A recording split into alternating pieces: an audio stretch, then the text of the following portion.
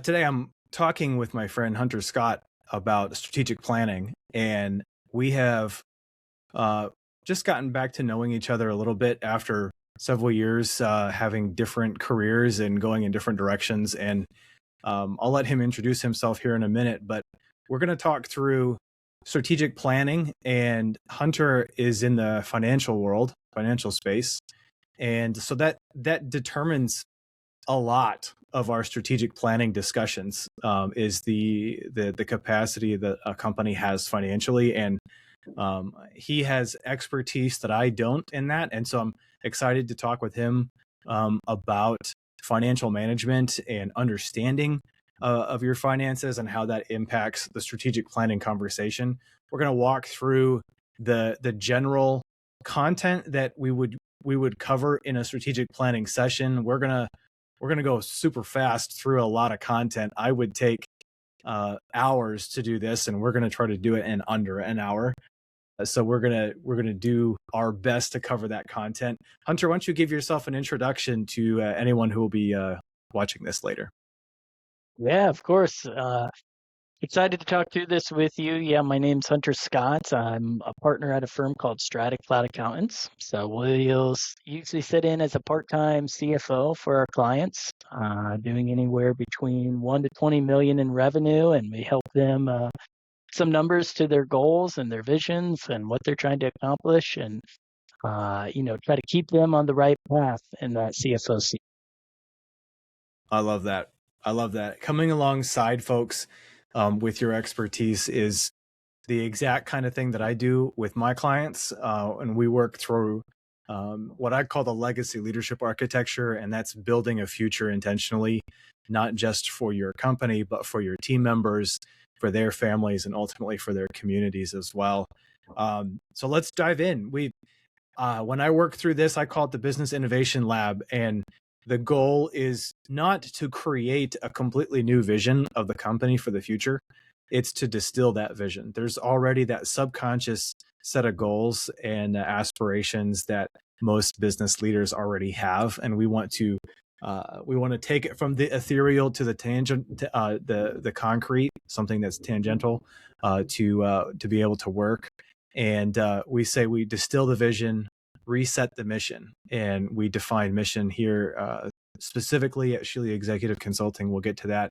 And ultimately, if we do this the correct way, we're going to shape the future very intentionally. And so the the premise that I work with is if you do strategic planning the correct way, 18 months can determine the company's next 15 years. Um, and and by that, I'm saying that a little bit of intentionality can go a long way. And the fears that most business leaders come to me with is that they are related to not knowing what's going to happen next. It's related to not knowing what's around the corner. And generally, what I say is if you can focus really clearly on the kind of company that you want to build to be able to withstand whatever is going to come, you just need to dive in real hard for about 18 months. Is that the kind of timing that you see that you need to be able to work with your clients with as well? Yeah, good question. Yeah, it's probably pretty accurate. What we try to do is we'll try to, you know, essentially break it down into things that they can be doing today, right? We try to show them how different, maybe key financial metrics impact everything all the way up to the value of their company, and how things as simple as how fast you collect on your invoices have such a significant impact on the things that you're working with them on with the strategic vision, and how having that extra cash can help that. And so, yeah, it certainly takes a little bit of time. And so I think that 18-month mark is, a good framework. And, hopefully a lot of times we can find them some wins, some small wins along the way, even sooner. That's always the goal, right? To get them the return on investment as soon as we can. But yeah, I would say in terms of like setting the right tone of how the finances should be part of the conversation, 18 months is a good framework for us to build the habit and get it as a regular part of the owners team and the executive team's, conversation for sure. Yeah, that's really good. Towards the end of the content, I talked through the 60, 90, and 120-day goals framework, but those are only the kickstart, right? Like it's going to be really intense off to the start. There's always the data that you got to crunch. There's always the you called them easy wins, and sometimes those are the biggest pain points that are currently there. If you can get over Yeah. those initial pain points, you kind of grease the wheels to success for the consecutive months afterwards, and ultimately getting those things right is what builds the foundation to be able to build towards that 15-year future. And the 15-year future is somewhat arbitrary. I don't really like to go further than that because the world is so different after 15 years than at any given time. And yet I don't like to go under 15 years because I want you to be able to focus on something that is something that you do have to make a significant plan for. And then we roll it. We always are rolling 15 years out. It's kind of like rolling quarters, but it's 15-year rolling vision. So just as a reminder, I'm Jonathan Sheeley. I'm an executive coach and strategy consultant. I coach executives to lead better, build unstoppable teams, and drive sustainable change. And as Hunter would attest, driving the sustainable change is a significant difference to quick wins. So Yes. we can fix in your terminology. Maybe you can help them balance the books, but that's not sustainable change. Yeah. Yeah. No, exactly. Exactly. Yeah. I mean, the sustainable where like the new habits are formed. Those take some time. Yeah, that's exactly right. So, so what do I mean by this? This is what we're going to dive into as specific more content is, we're going to work through a framework to build brands, teams, and legacies that endure. And I've been reading a book recently called the Legacy Leader or the Legacy Life, and it's by the founder of Hobby Lobby. And I haven't finished the book, but one of the things that I like a lot about what he and his parents talked about to build their legacy is not signs on the side of a building. It's not things being named after you or a big inheritance. It's simply what you get started.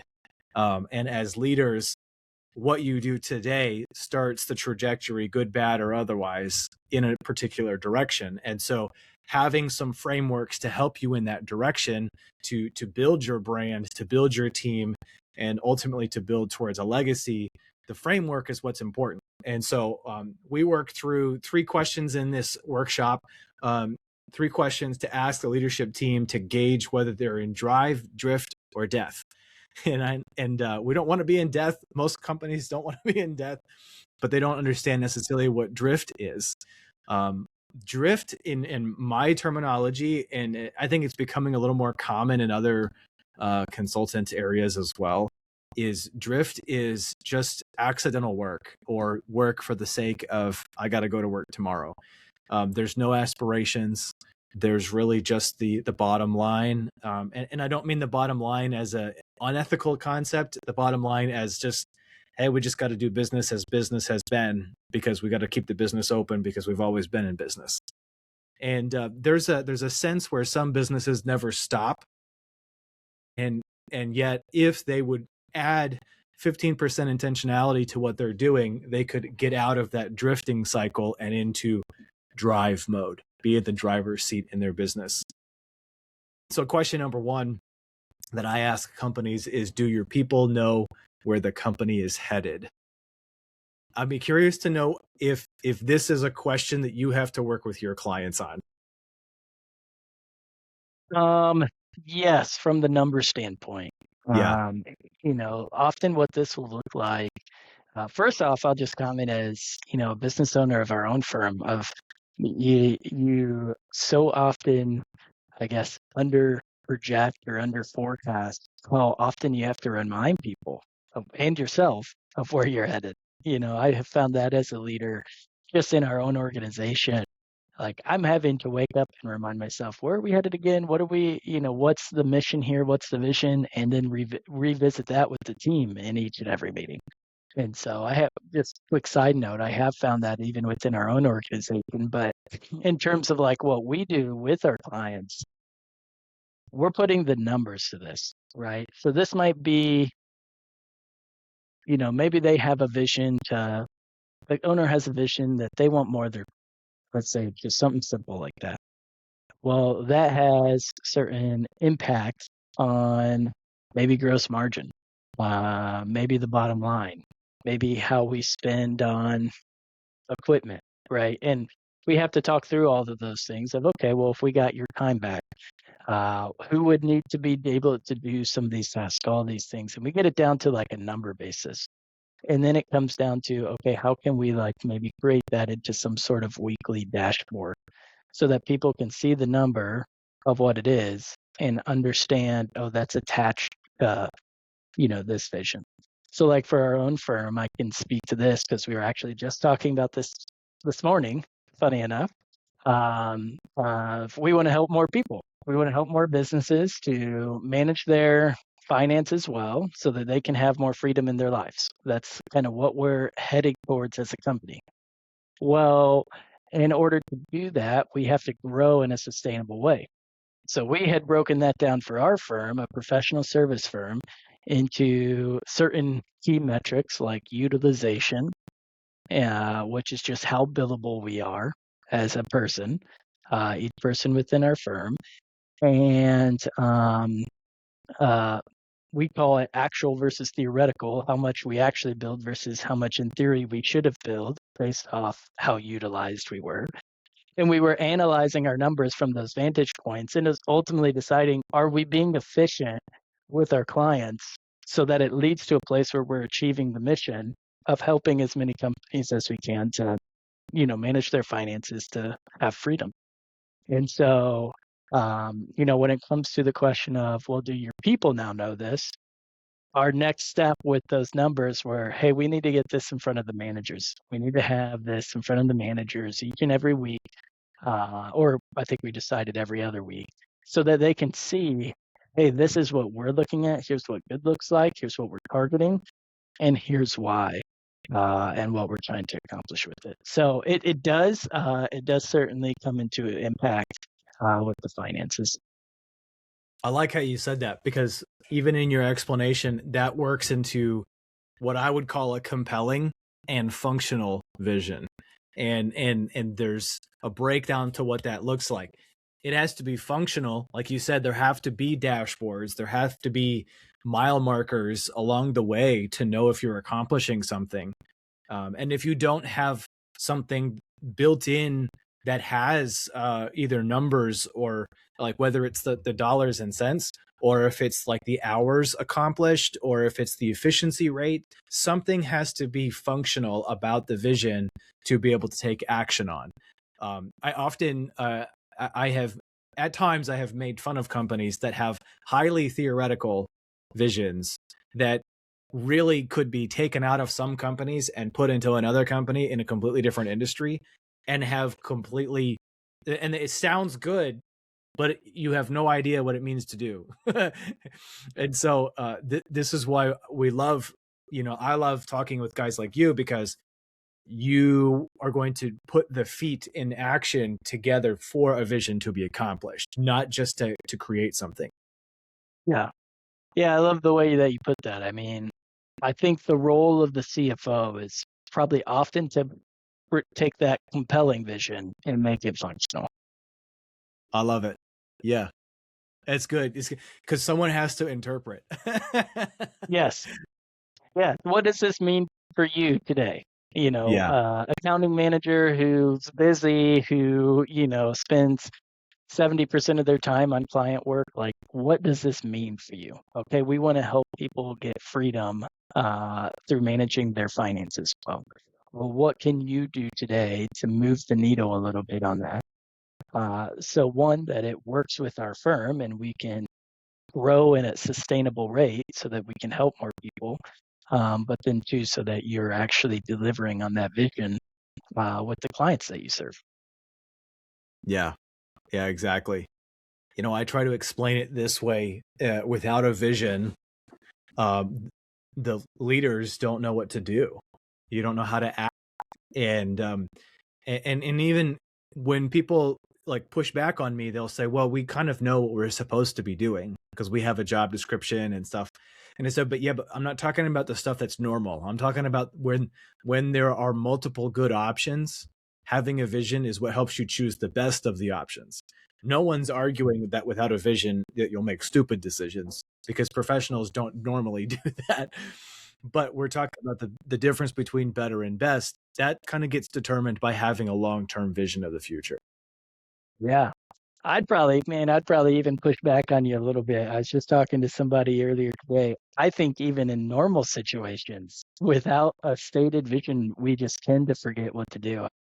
I was talking to I was talking to my pastor actually earlier, and I was telling him how on a normal weekday night, so I have 4 kids, married, have 4 kids. I have to walk into the evening with some sort of vision of what good looks like. Otherwise, I forget, and we think oh, I'll just know what to do in any given situation. But if I don't walk in with, okay, what does good look like? So I had to create like a mental scorecard for myself of what a Mm, normal evening with my family looks like. Well, let's have a family dinner. Let me share one thing that I learned today. Let's talk about the kids' highs and lows. That gets them talking, and let me try to read something to them by the end of the night. If I didn't when I don't like remind myself, oh, this is what good looks like for a normal evening at home, then what normally ends up happening is uh, probably at some point I turn on some sort of soccer highlight because I love watching soccer highlights. The kids may be watching, it's fun for a while, but then all of a sudden we start getting on each other's nerves and then we're starting getting frustrated at each other. And then, like, I'm not actually having the impact on my kids or my wife that I want to have, And so I think this statement that you put together is true in all situations, even like the mundane where it's like, well, I think I know what to do today. Well, actually, like if we don't, at least for me, if I don't remind myself of here's big vision, here's how it trims down to today's vision, or even this evening's vision for how I spend the time with my family, uh, usually it does not go in a way that actually moves that needle towards where I know I want it to. yeah. Yeah, that's good. That's good. That kind of plays into the culture aspect of vision. The what is the standard operating for us? Because everyone's standard operating is a little bit different. But if you have those expectations set up ahead of time, it takes. I mean, it takes, and you just did a great job of it describing drift versus drive, right? It's well, if I kind of do this, then I kind of do whatever's next, and whatever's next happens, and then sometimes the negative stuff happens because we're just not being intentional. And if you just have that little bit of just, it doesn't even have to be big. It's just I got these 2 or 3 things that I got to accomplish, and that's exactly what has to be done to keep you moving forward. When I go to distill vision with my clients, um, I tell them, you've got a lot of ideas, but we got to filter them down. And there's lots of good directions that you could take a company, but having alignment and unity on which of them are the standout ideas, that takes work. And so a lot of times the work includes the data. And so I say we got to talk about where we are today. Let's have a good picture of where we are today. What is normal about today and what is abnormal about today, and where would we want things to be if we could? And that's the setting of the direction. And I would assume that you're living a lot of in the gathering of the data and the setting of the direction with your people. Yeah, we're like the parking lot valet. The business owner has this parking lot of ideas, and taking one car at a time, plugging it into like a forecast or something, and let's see if this idea is functional for what you say you want to accomplish, at least in terms of dollars and cents, and helping brainstorm through them, you know. And then when we find that one's not, we go get the next car and we plug that into the forecast and we see what that looks like, you know?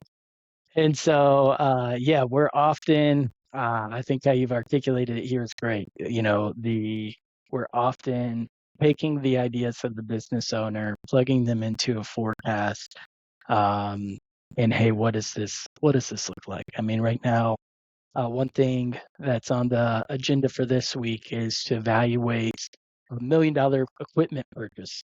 They have one, it's only a couple years old.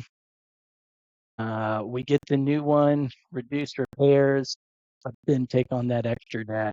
Seems like a good idea at a surface, could improve profitability and maybe have minimal impact in cash flow for a year or two. But then you have maybe 3 or 4 more years added on to, the life of your debt.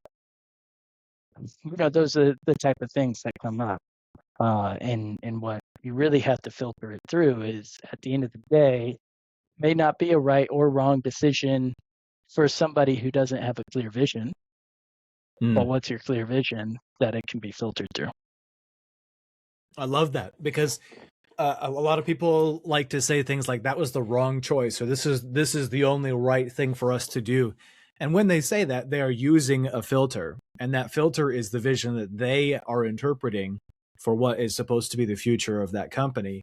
And when we distill the ideas, a lot of that process of distillation is choosing the ideas that kind of work together. Because if you, like in a session, if you told me that you had like 15, 16 different ideas that you wanted to do with your company, generally there are going to be some groupings within those 15 or 16 ideas. And you're saying, actually, we're going to actually try 4 or 5 over here, and these 3, and this 4, that kind of thing. Let's see, of those ideas, which of them are feasible, which of them are immediately actionable, and which of them are financially possible, not just in today's market, but in tomorrow's and next year's, and that kind of thing. And that's where the choosing has to happen. And I often tell my leaders, you are the only one who can choose between 3 good ideas. And that is your responsibility. You can lean heavily on your team to provide the data and to provide the impact of those ideas, but at the end of the day, that's your responsibility. Yeah, 100%. It is absolutely the leader's responsibility to make the choice, because they need to be the biggest advocate for what they're trying to accomplish. And like you had it put earlier, they need to be the driver behind that. And that's why sometimes we'll even turn away clients when it comes to sitting in as their CFO, because if it's clear that they don't have a specific vision, and maybe they can't articulate it 100%, but you can tell that they have something. But it's really more they're in that drift or die mode, where it's just, well, I'm just kind of showing up and whatever happens, happens. We'll a lot of times say no to them as a client, because it becomes hard to be their CFO in that case. Because sure, I can gather some data, but again, if I'm going to advise you on what I think is most in line with your vision, you have to have that vision. You got to know, you got to be able to tell me where we're headed. Even if you're working through it some and trying to figure it out. I mean, we all are to some extent, but that's gotta be something that's present. Yeah. And that's really, there's different metaphors that people use for it, but I think the vision, is probably the thing that changes. Maybe alters is probably a better term. Change is not a good term, because change usually means, a flip flop and something like that. But the vision is what we're only able to predict so far out. And so we try to use directional language that is easy to update, and that includes the process of updating the vision, because things happen, right? Markets change, industries change, things get disrupted quickly versus slowly. I mean, so much can impact what a vision actually plays out like every single year. But this is why the next question is so important. The next question is, if all the leaders disappeared, would everyone know what to do? And this takes it to a layer below vision, right? Vision is tomorrow. And this question, it it it goes towards today. And really what the question is asking is, do you have an actionable mission? And that determines the specifics of those projects. That determines the speed. It determines the volume in these aspirations. It determines the tactics of how things are going to get done. And without this mission, without it being actionable, so some people use a mission as in a purpose statement. And that is one way to use mission. But the way that I use mission, when I teach mission, is economic realities, a time, and a purpose. That the combination of all those three things is what a mission statement looks like. So 3 economic realities could be, we're going to grow in this specific area by this number. We're going to onboard this many people. We're going to have a balance of this number by this time because of this thing. And the because of this thing usually goes back to your vision. Your vision is setting out to do something on purpose, and that's the reason why these things are going to be done. But the timeliness is something that I don't bump into very often when people have their mission statements ready for me to read. Is that something that you engage with? Yeah, it's a good question.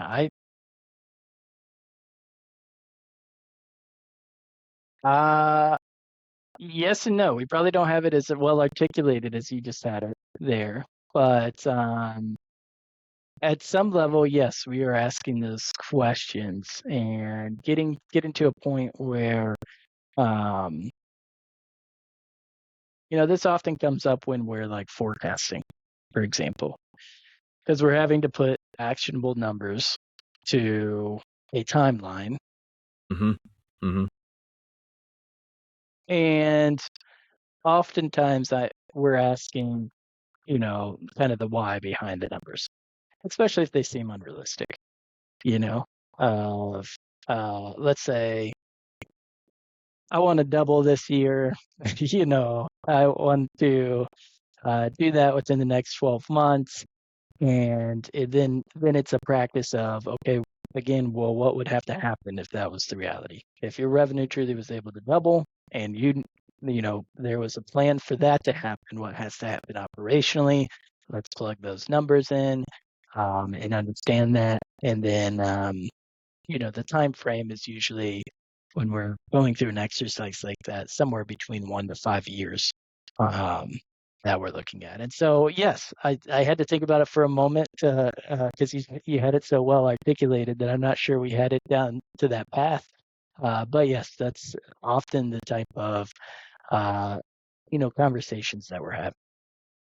This leads directly to the today version of work, right? Without a mission to accomplish, the team doesn't know what they're doing today. So if you don't have a deadline, you don't have priorities. And I encourage leaders to set goals that take 3 to 5 years to accomplish, because they're audacious, right? Like, we want to set out to do something that means something. We want to be able to accomplish something that's worth celebrating at the end as well, and not something that's an easy to bag win. Like, we want to get the easy stuff out of the way, that like maybe is getting rid of the, trimming the fat. Like, we want to get rid of stuff when we're doing easy wins. But if you're going to accomplish something, that means you're going to have to prep for it. You're going to have to plan for it. You're going to have to resource for it. These are things that are going to take planning to be able to accomplish. And so 3 to 5 years is really the scope that I try to encourage things for. But I also tell them that you got to be able to feel the momentum once something's accomplished. Everyone should know that it finally got accomplished. And these are the milestones that build towards a 15-year vision. And this is this is the essentials discussion, right? We create a milestone towards a 15-year rolling vision that says, for instance, I had a client who said that they wanted to have the flexibility in their financial life as a company, that if another like cultural situation like the pandemic happened, they wouldn't be up a creek without a paddle to pay their people, right? They wanted to have the financial fallback in like, so that was our 15-year vision, right? Like, cause they had a larger-ish company, 50 million in operation. And, you know, like probably I would guess 60% of their expenses is the payroll. And so we're talking about a lot of money being put up in savings or in stocks and whatever and bonds to be able to liquidate at the right time.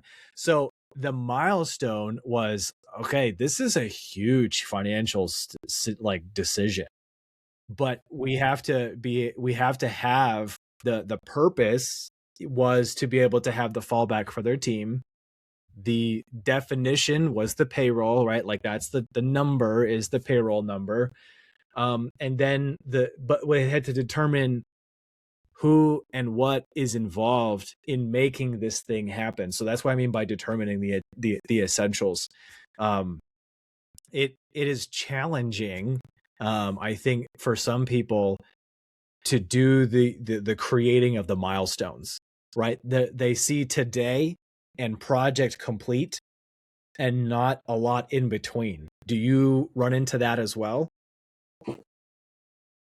Yeah, no, absolutely. I think a lot of the times too, it is around, um, it's around, kind of just that like doing something new. And you, you've always had the goal, right? At whatever it's the, putting the money pot aside for payroll, whether it's the paying off debt, but then breaking that down into the milestones of like, how do I actually get there? Yes, that does seem to be difficult, and I think a lot of times it's just setting aside the think time to think through, hey, what would have to happen in order for this to be true? For some clients, I've seen what ends up being really challenging is maybe there's a component in there where they have to raise revenue in order to achieve the goal, but they don't feel confident that they have the knowledge or the know-how to just raise revenue like that. Revenue is kind of more of this mystery to them. Well, it comes when times are good and it goes when times are bad. And it's like, well, we got to like put some more thought into that, because if we want to achieve this goal of maybe paying off debt or setting aside this money, we need to grow the business to this side so that there's enough cash flow to even make progress on that. And so if you don't know how to raise revenue, who might you need to hire to help consult, to set up processes that make your revenue a little bit more predictable to where it doesn't feel so out of your control. So that I would say that's a common conversation that we end up having to have. I think that you hit the nail on the head too with it. Is there that question that you articulated of what has to happen to make this true? That's the thinking that we want to have as forward-looking leaders. We want to be able to recognize that some aspirations are going to be very difficult effort. Like they're going to require not just the team's agreement that this is a good idea, but it's going to include individual roles being supercharged, and some roles maybe not. Some roles may be eliminated. When you make these kinds of decisions, what we mean by determine the essentials is know what you're getting into before you establish this as an aspiration, as a mission. And a helpful understanding of mission that I use. I have several friends that are either current or former military, and they articulate for them the difference between a mission and the war is that individual missions stack up to the war, or to even the overarching mission, which may not have an end goal, may not have a completion concept, but they know the things that need to move together to be able to find out what the end goal is. And so staking the claim and saying, hey, you know what, we're going to have an end date on this. Here's the essentials, because having that end date, having the essentials articulated, it allows you to do a few things. It allows you to do after action review. It allows you to analyze your processes in a closed process, not in an open door process. If you're always analyzing everything, it's very difficult to understand what your analysis should be. But if you have a cycle that you're analyzing on, it allows you to have a comparison. It allows you to benchmark against yourself and potentially others if they use the similar kind of rhythm. But this is towards the question of what do we do today? Because even in an individual day, we have the decision between something that would be good for the business theoretically and something that we clearly know is advancing the mission today. And that kind of question comes up in those moments, and having, like you articulated initially with the vision, it takes a lot of reminding to be able to keep people on task, or as the military people say, on mission. Oscar Mike. I like looking at it. I like how you articulated that the missions lead up to the wars, or to the war. I think that's a good way of looking at it, because that's what it is. It's a lot of little missions that you're trying to accomplish along the way, or milestones you're trying to accomplish along the way, that actually add in a direction you want to see. And so, yeah, that's a very good. I like the way the military says that. Yeah, Good way to think about it. I can't claim to know everything about how that works, but I like it to the level that I understand it as well. Yeah. The third question that I ask my clients is related to purpose, and that is, can everyone on your team define success for the company? And that leads beautifully from what we just addressed with mission and war.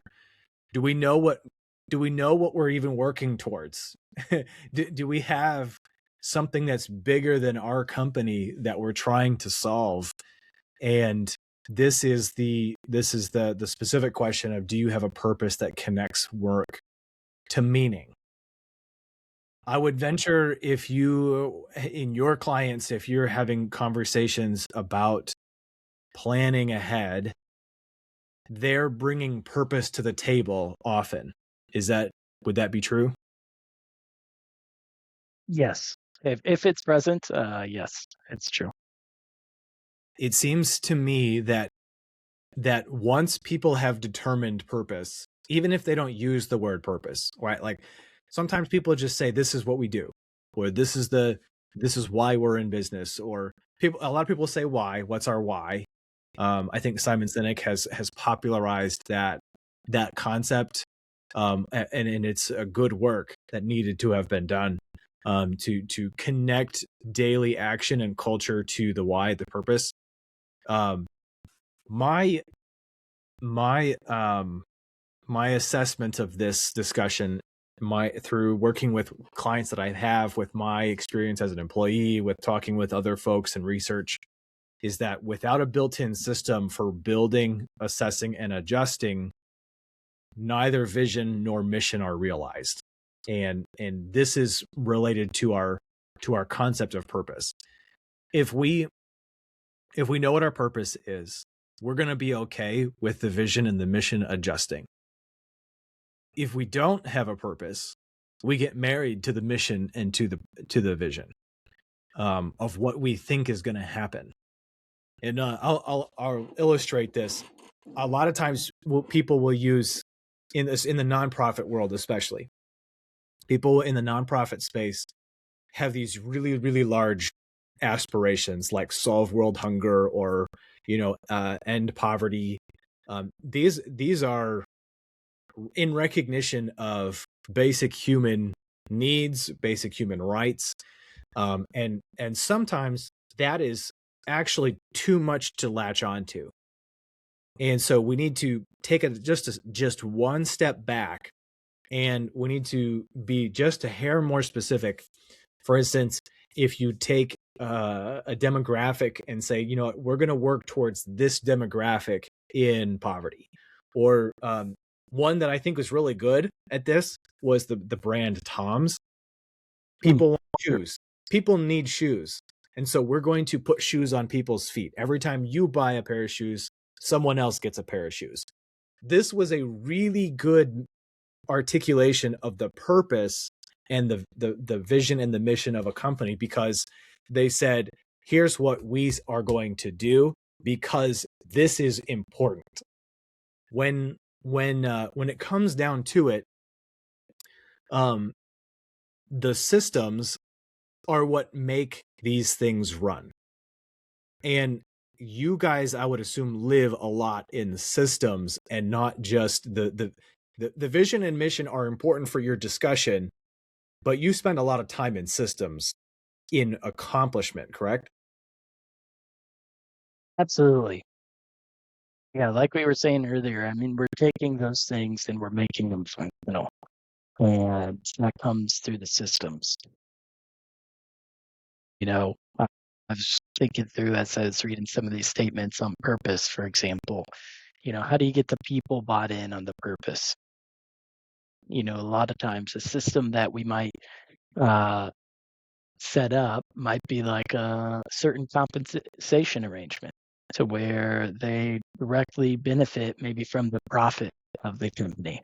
And so, hey, if we're out there achieving our purpose and our vision and mission, well, at some level, we're going to be profitable on our bottom line. And we want you to participate in that as well, because that means you understood what your function was within achieving that purpose, and it directly translated something to you. And so that would be like an example of a system we might help put in place to make it more functional for even the lower levels, you know, within the company. Yeah, that's good. That's exactly how I would define systems too, is that we're building operations, right? We're doing things intentionally in the same way. We're setting up tests to warn of issues. Um, I think a lot of times people forget that you have to plan for things going wrong. Yeah. In any given Yep. aspirational direction, you have to have built in this capacity to problem solve. And having those test case, those snapshots, those reports to know when something's awry. Um, and making sure the team is able to do that, right? I often say that one of the best contributions that the Japanese business market has given to the world is the Toyota factory red button rule. Anyone could stop Toyota's factory at any point in the operations if they saw that something was going wrong, as opposed to everyone else in the whole world was allowing for a margin of error. And if something happened, well, we'll go back and we'll fix it later, or we'll publish a warning or whatever it was. And Toyota said, no, we're actually just going to stop it if something's going wrong. We'll fix it there, and we'll make sure that whatever we publish is the right way. And that is a phenomenal way of building a culture, because it allows even what we call like the line worker to be able to say, hey boss, something's wrong, you know. And it's not keeping someone out of the realm of knowledge that they actually have face to face every single day. And then really it's building a muscle. It's building a muscle of vision and mission when you do it this way. Systems give you the discipline to be able to accomplish something long term. Yeah. It's those reminders all along the way. I mean, that's what I find it for myself in our own business. Other, you know, our clients we're working with, it truly is a muscle actually having vision and putting it into your day to day is a muscle. It's not immediately natural, I would say, for most of us. And yeah, getting it into a system to where it's regularly reviewed, you're regularly reminded why it's important and what you're looking towards. The reminders are so necessary uh, in the day to day. Yeah, that's that's it. That's what we do in a strategic planning session. We go through that content, and it's crazy to me who has answers immediately and who doesn't, and who has to think. That's why usually I take people off site to do this kind of work, because it does, like you said, we don't always live in vision and mission. That's not, most people, especially who are small and medium sized business owners, they got there because they built something, and they started their company to create value and to offer services to people who need them. And that's what they should be doing. But if they want to continue to do that, they have to be able to have that discipline and muscle to have the vision and mission and the plan for the next season of business, whatever that looks like. Um, any final thoughts on strategic planning through the angle of your financial management? Yeah, no, I mean the important thing would just be to take the first step. The different things that you're talking to with Jonathan, and the vision that you're putting in place. Take the first step to put it into something that's functional for that day to day. Doesn't always have to be perfect. None of us actually have perfect data to put together perfect everything. But having something to compare against and thinking through what does good look like for the vision I'm trying to accomplish, super important to just start on that step. I love that. You can't do something that you can never accomplish something that you never start. And it is often draft 1 and 2 that takes the most work, but draft 3, 4, and 5 are the ones with the most rewarding results. Yes. Hunter, thank you so much for joining this discussion. It is important for people to know that it is not just the business strategist and consultant who thinks that strategic planning is important, and your angle of mastery through financial management is a significant addition to the fulfillment of vision and mission, as well. So thanks for joining us today. Yeah. Thank you for having me. It was a fun conversation.